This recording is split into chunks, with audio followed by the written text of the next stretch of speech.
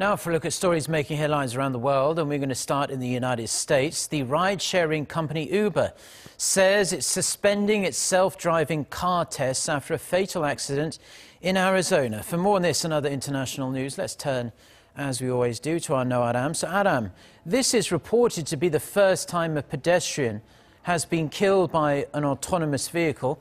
What kind of blowback do we think this could have?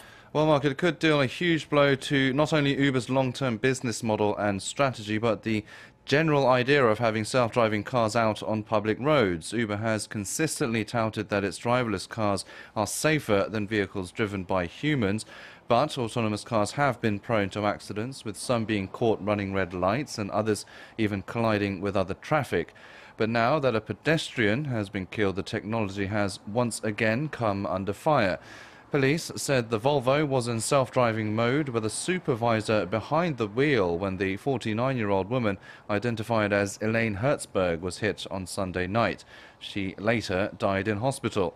The issue has also raised questions about legislation related to autonomous driving, especially amid a fierce battle between car makers to master the technology.